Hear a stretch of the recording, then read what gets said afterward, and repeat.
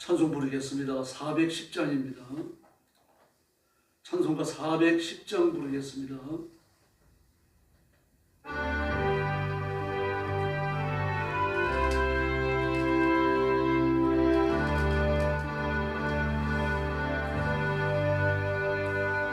내 맘에 한 노래 있어 나 즐겁게 널 부르네 이 노래를 부를 때에 큰 평화가 임하도다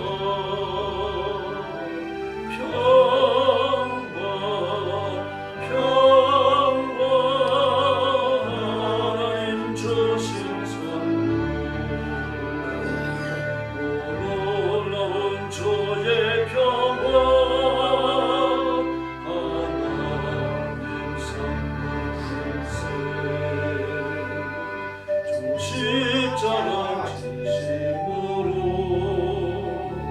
날 구원해 주셨으며 주 예수님 고난받아 나 평화 누리도다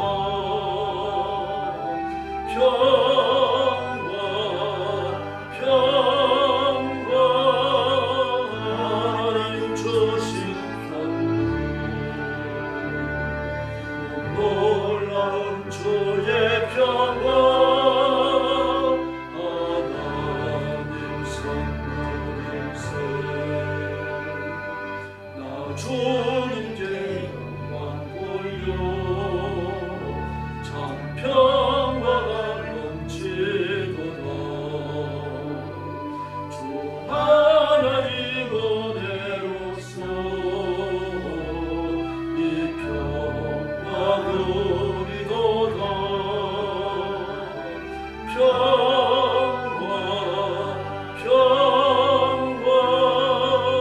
하나님 주신 선물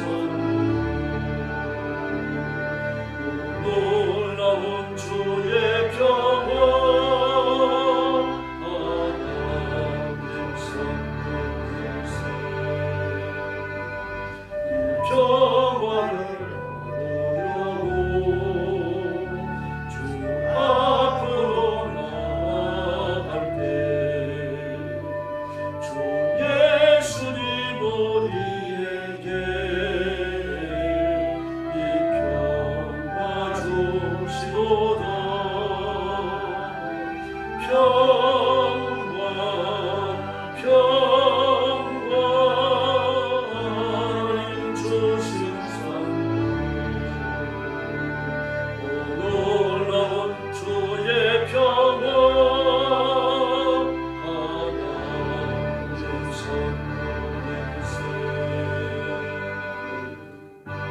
할렐루야. 411장 부르겠습니다. 411장입니다.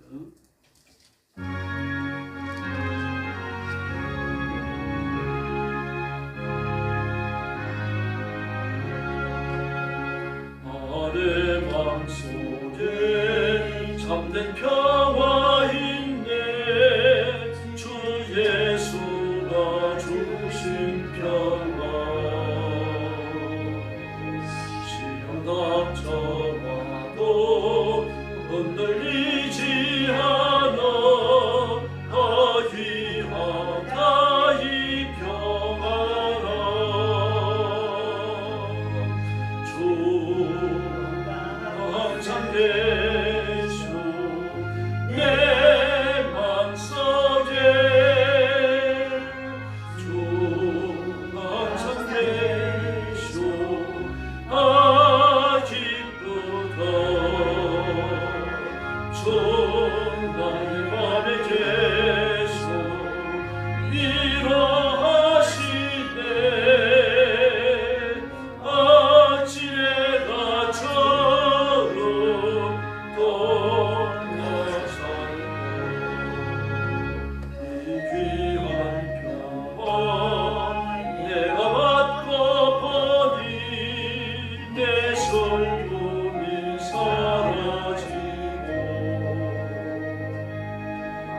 기쁨 넘쳐 주를 찬양하네. 평화의 임금 예수 주 항상 계셔 내 맘속에 주 항상 계셔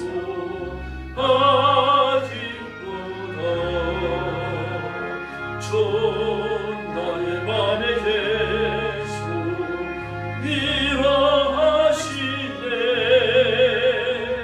어찌 내가 저런 떠나 살까.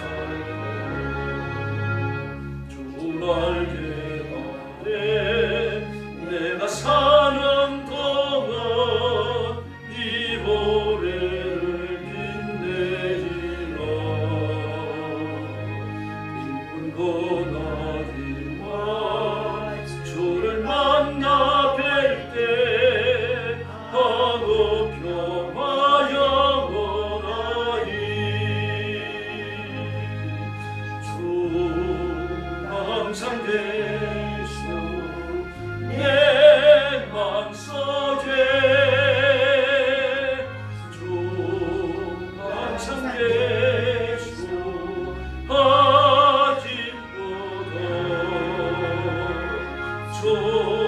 나의 맘에 계수 위로하시네. 어찌 내가 저런 떠나 살까. 할렐루야. 신앙 고백하겠습니다. 나는 전능하신 아버지 하나님 천지의 창조주를 믿습니다. 나는 그의 유일하신 아들 우리 주 예수 그리스도를 믿습니다. 그는 성령으로 잉태되어 동정녀 마리아에게서 나시고 본디오 빌라도에게 고난을 받아 십자가에 못 박혀 죽으시고 장사된 지 사흘 만에 죽은 자 가운데서 다시 살아나셨습니다. 하늘에 오르시어 전능하신 아버지 하나님 우편에 앉아 계시다가 그이로부터 살아있는 자와 죽은 자를 심판하러 오십니다. 나는 성령을 믿으며 거룩한 공교회와 성도의 교제와 죄를 용서받는 것과 몸의 부활과 영생을 믿습니다. 아멘. 사랑의 아버지 감사합니다. 저희를 죽음과 저주와 지옥의 형벌에서 구원해 주시고 그리스도의 보혈로 씻겨 하나님의 자녀를 삼으시며 의인이 되어 주를 수종들어 일하게 하셨으니 감사합니다. 오늘 아침도 엎드려서 하나님 앞에 영광을 돌립니다. 저희들의 예배를 기뻐 받으시며 머리 숙인 저와 사랑하는 성도들을 제물을 받으심처럼 허명하시고 주님의 품에 안으시며 복내려 주시옵소서. 오늘도 땅 끝까지 이르러 복음 전하는 선교사님들과 주의 종들과 사랑하는 성도들을 기억하시고 선교의 현장마다 하나님이 함께 하시며 기적을 베풀어 주시기를 원합니다. 가정과 가족을 지켜주시고 온 성도들이 하나님의 은혜를 입어 기적을 체험케 하여 주시옵소서. 오늘 아침도 큰 은혜 주시기 원하옵고 예수님의 이름으로 간절히 기도 올리옵나이다. 아멘. 하나님 말씀 봉독하겠습니다. 출애굽기 24장입니다.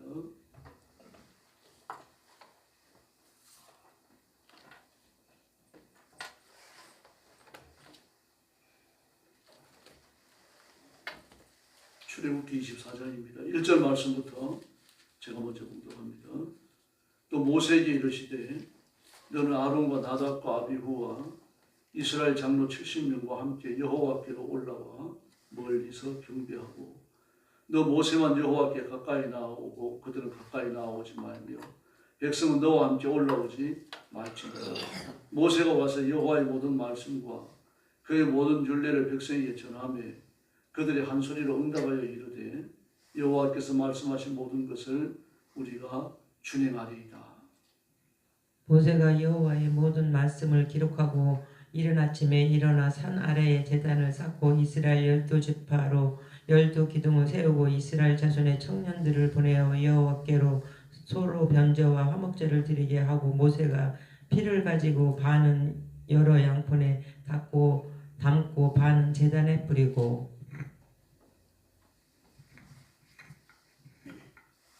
언약서를 가져다가 백성에게 낭독하여 듣게 하니 그들이 이르되 여호와의 모든 말씀을 우리가 준행하리이다. 모세가 그 피를 가지고 백성에게 뿌리며 이르되 이는 여호와께서 이 모든 말씀에 대하여 너희와 세우신 언약의 피니라. 모세와 아론과 나답과 아비후와 이스라엘 장로 70인이 올라가서 이스라엘의 하나님을 보니 그의 발 아래는 초목을 편듯하고 하늘같이 청명하더라. 하나님이 이스라엘 자손들의 순기한 자들에게 손을 대지 아니하셨고 그들은 하나님을 뵙고 먹고 마셨더라. 여호와께서 모세에게 이르시되 너는 산에 올라 내게로 와서 거기 있으라. 네가 그들을 가르치도록 내가 율법과 계명을 친히 기록한 돌판을 내게 주리라. 모세가 그의 부하 여호수아와 함께 일어나 모세가 하나님의 산으로 올라가며 장로들에게 이르되 너희는 여기서 우리가 너희에게로 돌아오기까지 기다리라. 아론과 훌이 너희와 함께하리니 무릇 일이 있는 자는 그들에게로 나아갈지니라 하고 모세가 산에 오르매 구름이 산을 가리며 여호와의 영광이 시내산 위에 머무르고 구름이 엿새 동안 산을 가리더니 일곱째 날에 여호와께서 구름 가운데서 모세를 부르시니라. 산 위에 여호와의 영광이 이스라엘 자손의 눈에 맹렬한 불같이 보였고 마지막 저같이 옵니다. 모세는 구름 속으로 들어가서 산 위에 올랐으며 모세가 40일 40야를 산에 있으니라. 아멘.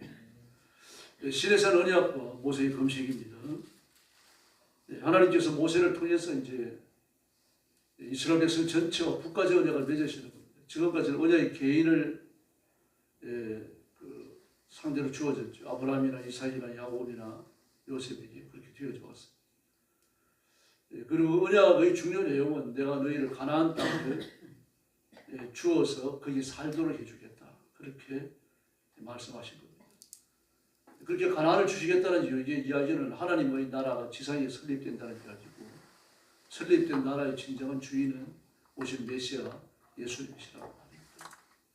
그리고 하나님께서 그 흉악스러운 바로의 손길에서 이스라엘 백성을 건져내는 것처럼 마귀의 손아귀 에서 율법의 저주 속에 있는 자기의 백성을 예수님을 통하여 건져내줄 것을 구약에서 미리 보여주신 겁니다. 그래서 모세라는 이름 자체가 물에서 건졌다라는 뜻이죠. 그와 같이 그 백성을 바로의 손아귀에서 건져내서 하나님 앞으로 이끌어갑니다. 예수님도 마찬가지입니다.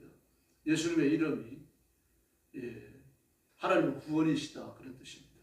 예수와 여호수아 또 호세아, 예수 전부 다 같은 말입니다. 의미가 약간 달라집니다.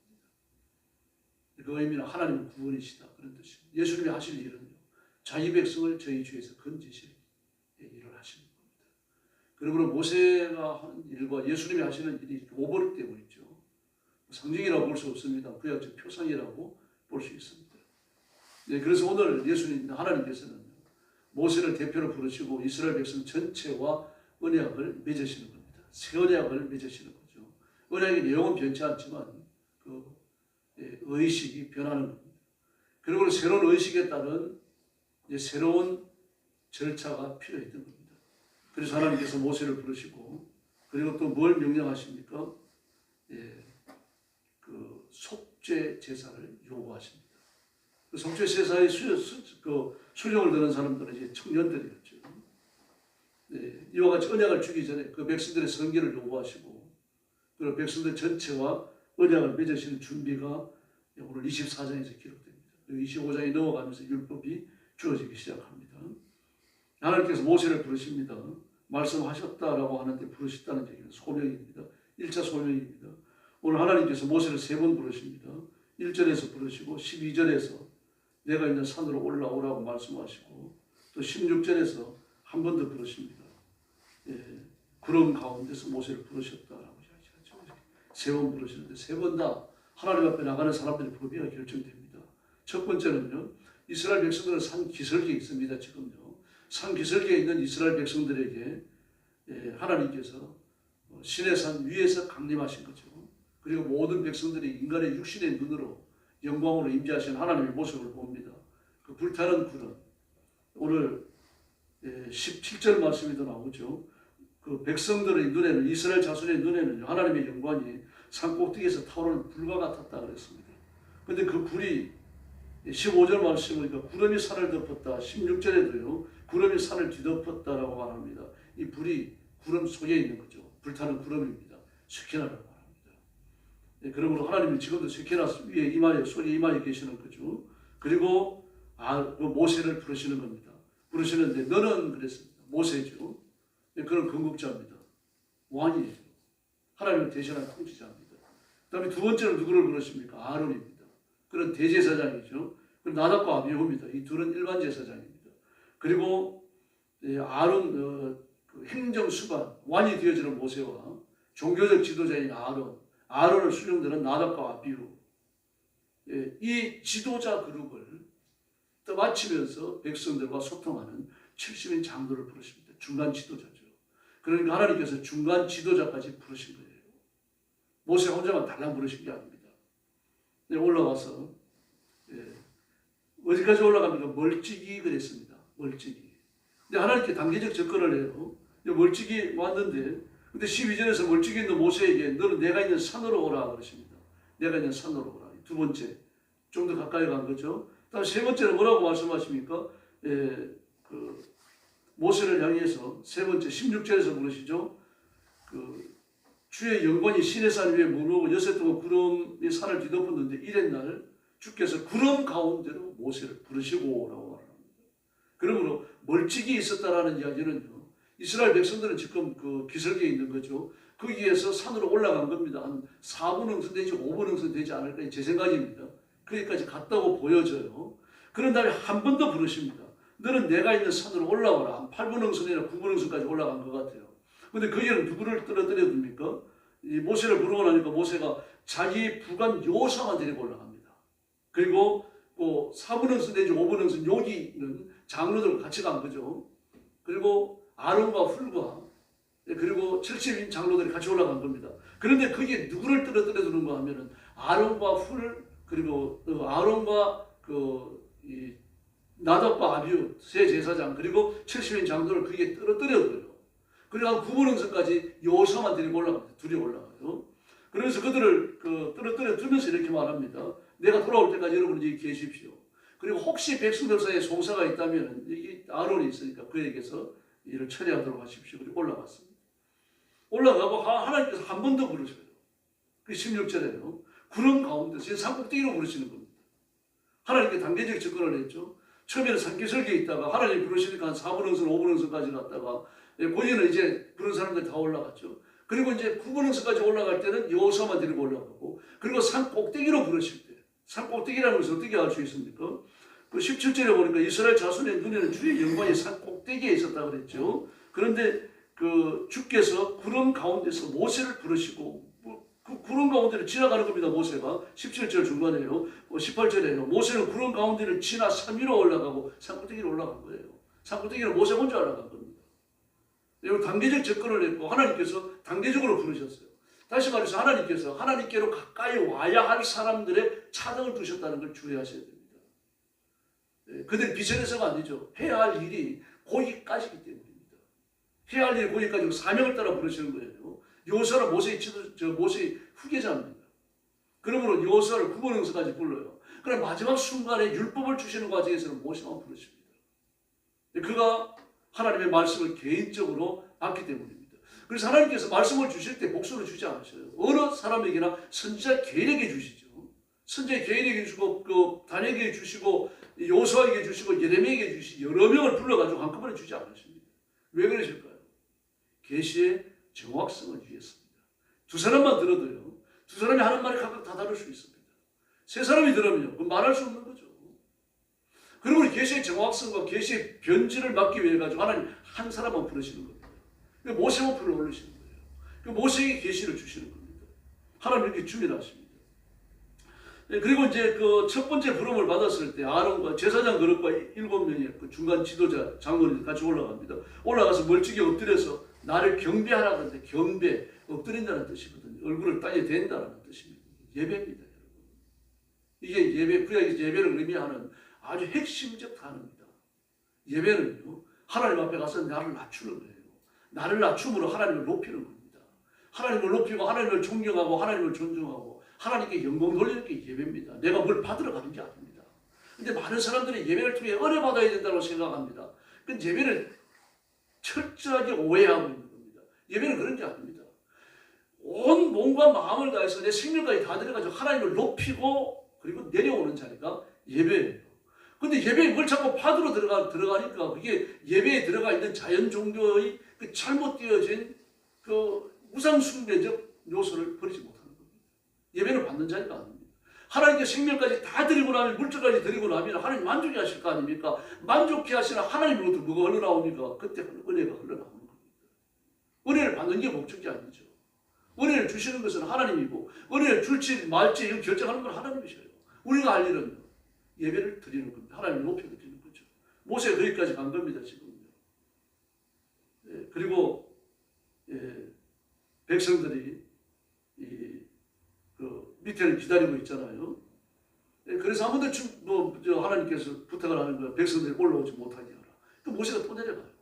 또 내려가가지고 말씀을 전합니다. 3절에 모세가 내려와서 그랬죠. 하나님께 한번 올라갔다가 한 4, 5분 응서까지 올라갔다가 하나님께서 이 백성들을 올라오지 못하게 하라. 염려하시는 겁니다. 지금 영광이 부딪혀서 죽을까 봐요. 그래서 모세가 또 내려갑니다. 또 내려가가지고 부탁을 하는 겁니다. 예, 백성들에게 주의 말씀과 법규가 뭡니까? 올라오지 말라고 하는 거예요. 이걸 법규라고 말을 했습니다. 그 온 백성이 한마디로 주의 명하신 말씀을 지키겠습니다. 대답을 했어요. 다 똑같이 한 목소리로 어떻게 대답을 했습니다. 이 그런 빠진 사람이 없다는 이야기죠. 300여 만에 가까운 사람들이 다 대답을 한 겁니다. 그래서 모세는 주의 말씀을 기록했습니다. 주의 말씀을 기록하고 그리고 아침 일찍 일어나서 산 기슭에 제단을 쌓습니다. 하나님으로 올라갔다가 내려와서 다시 제단을 쌓는 겁니다. 이 계시를 주시겠다고 말씀을 하시니까 그 계시를 받기 위해서 이제 온 백성들과 계시를 받는 그 영역이 확장되는 거죠. 국가 전체로 확장되니까 하나님 앞에 새로운 의식이 필요했던 겁니다. 그래서 청년들의 그 헌신을 통해 가지고 12개의 기둥을 세웁니다. 바로 이스라엘 12지파를 말하는 거죠. 하나님 앞에 12지파가 섰다는 이야기입니다. 그리고 하나님 앞에 번제를 드리고 화목제를 드립니다. 피의 절반은 그릇에 담고 절반은 제단에 뿌립니다. 그리고 언약책을 들고 백성들에게 낭독했어요. 그랬더니 온 백성이 우리가 주께서 명하신 모든 말씀을 받들어 지키겠습니다. 요 읽은 언약책의 말씀이 정확하게 그 내용이 뭔지를 모릅니다. 내용을 얘기를 안 했어요. 그럼 하나님이 뭔가 명령을 하신 거 틀림없는 거죠. 그 명령 중에 하나가 뭡니까? 올라오지 말라는 겁니다. 백성들. 그 외에 다른 명령을 또 주셨는데 성경은 말하지 않습니다. 그리고 그걸 기록했다가 언약책을 다시 읽었어요. 하나님 앞에 그 번제와 화목제를 드린 다음에 읽으니까 온 백성들이 또 한 목소리를 말합니다. 우리가 그 말씀을 받들어 지키겠습니다. 그리고 모세는 그 피를 절반은 번제들 앞에 쏟았고 번제는 양푼에 담았잖아요. 이걸 백성들 앞에 어떻게 합니까? 8절 말씀에 보니까 피를 가져다가 백성들이 뿌립니다. 성경치 않은 피죠. 그러니까 뭐 300만 명 전체에 뿌린 건 아니지만 이제 그런 의미를 갖는 겁니다. 그런 의미를 가지고 뿌리면서 봐라. 이것을 주께서 이 모든 말씀을 따라 너에게 세우신 언약의 피다. 언약의 피가 처음 등장합니다. 이렇게 언약의 피. 하나님 언약을 주시고 그리고 피로서 언약을 하나님 맹세하시는 겁니다. 하나님 자신을 두고 맹세하시는 거죠. 이스라엘 백성들은 여기에 대해서 예하든지 아니하든지 그것밖에 없습니다. 예면 복을 받고 아니오면 죽습니다. 그 광야에 다 죽잖아요. 언약에 참여했다가 언약을 배신했기 때문에 그대로 죽는 겁니다. 그리고 하나님으로 또 올라갑니다. 올라갔더니 하나님 발 아래 천국을 깔아놓은 것 같아. 천국은 이제 그 남보석을 말합니다. 아주 맑은 사파이어입니다. 사파이어는 다 아시죠? 그 남보석인데 그 맑은 좀 이렇게 침침한 남보석이 아니고 사파이어가 아니고 아주 맑은 사파이어입니다. 그 투명도가 아주 높은 거죠. 보석으로도 비싼 겁니다. 이 사파이어도 이렇게 덩치가 좀 크고 맑을수록 값이 비쌉니다. 어떤 건 다이아몬드보다 비싼 것도 있다 그럽니다. 그래서 거기서 하나님을 뵙고 하나님과 교제를 하는데 하나님께서 그들을 치지 않으셨다 그렇게 말합니다. 영으로 하신 거죠. 얼마나 감사합니까? 그리고 이제 12절 이하의 말씀에서 하나님이 두 번째 소명하십니다. 두 번째 소명하셔갖고 이때는 모세가 여호수아만 데리고 올라갑니다. 예. 올라가면서 이제 그 아론과 나답과 아비후 그 70인 장로들이 부탁을 하고 그런 다음에 이제 15절에 올라가서 보니까 구름이 산을 뒤덮었어요. 예. 그리고 그 상태에서 그 구름이 산을 뒤덮은 상태입니다. 그 꼭대기까지 올라간 건 아니죠. 그러나 조금만 올라가면 꼭대기니까 거의 9번응선까지 간 것 같아요. 9번응선에 말은 없지만 제 생각이 그렇게 생각이 들어요. 거기까지 올라갔는데 온 구름이 모세까지 휩싸는 겁니다.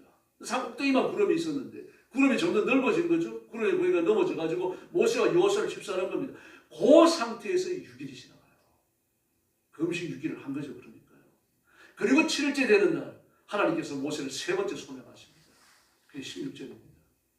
그러니까 모세가 일어나가지고 하나님이 계시는 산 꼭대기로 올라갔다 그러잖아요. 지금요.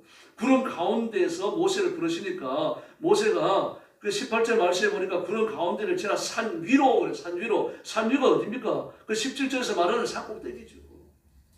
세케나가 저기 깔려있는 산 꼭대기에 올라간 겁니다. 그리고 거기서 하나님을 뵙고 그리고 40일을 머물면서 하나님의 계시를 받습니다. 우리가 두 가지 교훈을 얻어야 됩니다. 하나는 경배입니다, 여러분. 예배를 바로 인식하셔야 됩니다. 예배를 받으러 가는 자리가 아닙니다. 교회도요. 내가 이익 보려고 나가는 장소가 아닙니다. 교회는 하나님을 높이는 곳이고 하나님의 말씀을 듣는 곳이고 하나님과 영적으로 교제하는 자리입니다. 공식적인 자리예요. 뭐 교회에 나가서 내가 육신적으로 이익을 보려고 하는 거예요. 그러니까 신앙이 성장하지도 않고 복도 하지 못합니다. 예배도 마찬가지입니다. 내가 어린이학교에서 드리는 게 예배가 아니에요. 하나님께 온전히 생명까지 다 먹고 갖고 내 존재의 전부를 바치는 게 예배입니다. 은혜를 주시고 말고는 하나님이 결정하시는 거예요. 그러나 은혜를 구할 수 있죠. 내 처지를 알려주시고 기도하잖아요. 예배 시간에 기도가 들었잖아요. 또 예배를 준비하면서 기도하지 않습니까? 그 기도 시간에 하나님의 은혜를 구할 수 있습니다. 그럼 그건 뭡니까? 부수적인 거예요. 첫 번째는 하나님을 높이는 거예요. 하나님 높임을 받으시고 하나님 만족하시면 은혜를 강물처럼 흘러 보내주실 줄로 믿습니다. 예배의 유익입니다. 다음 두 번째 얻어야 할 교훈은요. 하나님께 단계적으로 접근했다는 것을 잊어서는 안 됩니다. 하나님께 좀 더 가까이 나가는 사람이 있고 하나님께부터 좀 더 멀찍이 떨어져 있는 사람들이 있습니다. 이게 사명과 사역과 관리를 갖는 겁니다. 마지막 순간에 그 여호수아는 모세의 시종이라고 불렸죠. 근데 시종이라는 말이 존이라는 말은 아닙니다. 그가 나중에 후계자가 되잖아요. 이 말하자면 그 모세의 비서실장쯤 되는 겁니다. 모세의 분신과 같은 거죠. 모세가 없을 때는 모세의 일을 대신할 수 있는 사람이 여호수아였어요. 근데 그를 남겨두고 모세만 올라가. 하나님 모세가 부르셨죠. 계시의 순수함입니다. 그래서 목사는 강단에 사람을 세울 때 매우 조심합니다. 하나님의 말씀을 바로 전파해야 되는 거죠. 강단에서 욕설이 전파돼서도 안 되고 저는 연예인들의 간정으로 가득 찼어도 안 됩니다. 연예인 간정들을 보면 막 많이 부풀려져 있어요. 연예인뿐만 아닙니다만 강단에서는 하나님의 순수한 말씀이 선포되어져야 할 줄로 믿습니다. 그렇게 해줘서 결국 강단은요 하나님의 말씀으로 충만한 곳입니다. 그러므로 강단은 아무나 접근하지 않죠. 말씀을 전할 권세를 가진 자, 계시를 해석한 자, 모세만이 하나님의 계시를 받는 것처럼 그렇습니다. 그러므로 교회에서는요 눈으로 보이는 말씀의 권위가 최고의 권위가 되어져야 할 줄로 믿습니다. 그러므로 목사에게 그 요구되어지는 책임이 너무 큽니다. 말씀을 가감해서 안 되죠. 정직하게 설교해야 됩니다. 이 말씀을 듣고 성도들이 은혜 받아야 된다. 그 두 번째 목적이에요. 하나님의 순수한 말씀, 순수한 계시가 해석되고 선포되어야 합니다. 이 계시를 받아들이고 은혜를 받고 하는 것은 성령님이 하시는 일이고 하나님이 하시는 일입니다. 목사가 막 설교를 잘해가지고 성도들 은혜 받게 해야 되겠다. 불가능해요. 막 그렇게 하려고 하면 막 개그를 하고 막 뭐 모션을 취하고 뭐 그럴 수밖에 없어요. 그 말씀의 정직성을 훼손하는 겁니다. 한국교회가 지금까지 그런 적이 한두 번이 아니었죠.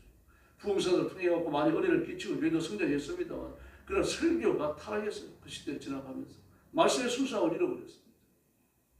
오죽했으면 달라스 신학교, 침례교 신학교거든요. 그 침례교 신학교 그 교수들이 와가지고 한국교회 목사님들 설교를 많이 컨설팅해 줬어요. 설교가 아주 그 하나님의 말씀을 바로 해석하는 그게 많이 발전되어 있었습니다. 우리 칼빈 신학교나 그 장로교 계통의 신학교보다도 하나님의 말씀을 정직하게 더 잘 다뤘어요. 침례교 달라스 신학교가 이제 많이 퇴색했습니다만요. 그래서 우리가 말씀으로 돌아가야 되고 말씀의 귀를 기울여야 됩니다. 하나님의 말씀을 아무나 해석하고 해석되는 아무 말씀이나 듣고 내 마음에 드는 걸 쫓아가서 안 됩니다. 하나님의 말씀은 정직해야 하며 순결해야 되며 변질이 없어야 하며 하나님의 음성을 들려줄 수 있어야 합니다. 그리고 말씀을 기쁨으로 받고 그리고 하나님 앞에 온 힘을 다해서 경배하고 사실은 하나님을 뵙는 귀한 성도들이 되기를 예수님의 이름으로 축원합니다. 기도하겠습니다. 자비하신 아버지 하나님 감사합니다. 주의 영광이 시내산 위에 세키나로 임하셨고 하나님의 거룩한 영광을 사람들이 감당할 수 없을 정도로 위엄이 넘치는 초월적으로 존귀한 그런 모습이셨는데 우리에게도 그 모습을 보여주시고 하나님의 거룩하심에 압도당하는 저희들이 되게 하여 주시옵소서. 모세를 만나시고 이스라엘 백성들에게 영광을 보여주신 것처럼 저와 성도들이 하나님의 영광을 보여주시고 거룩한 임재 속으로 저희들을 들어오게 하셔서 하나님 앞에 온 힘을 다하여 생명까지 바쳐 경배하는 존귀한 성도들, 존귀한 신부들이 되게 하여 주시옵소서. 오늘부터 초대 전국 목사와 장로들을 모여가지고 기도회를 엽니다. 주의 성령께서 은혜를 베풀어 주시고 민족이 위기를 겪고 있고 그리고 백성들이 고통 중에 있는데 깨어서 기도하고 깨어서 부르짖고 한국교회를 바로 세우는 위대한 역사가 결실되게 하여 주시옵소서. 오늘 아침도 기도하러 왔습니다. 아무도 빈 마음으로 가지 마시고 주의 성령께서 뜨겁게 역사해 주시옵소서. 예수님의 이름으로 간절히 기도 올리옵나이다. 아멘. 지금 가르친 기도 드리겠습니다. 하늘에 계신 우리 아버지, 아버지의 이름을 거룩하게 하시며 아버지의 나라가 오게 하시며 아버지의 뜻이 하늘에서와 같이 땅에서도 이루어지게 하소서. 오늘 우리에게 일용할 양식을 주시고 우리가 우리에게 잘못한 사람을 용서하여 준 것 같이 우리 죄를 용서하여 주시고 우리를 시험에 빠지지 않게 하시고 악에서 구하소서. 나라와 권능과 영광이 영원히 아버지의 것입니다. 아멘. 합심 기도하겠습니다. 자비하신 아버지 은혜를 주시고 감사합니다. 하나님의 능력과 권능을 온 성도를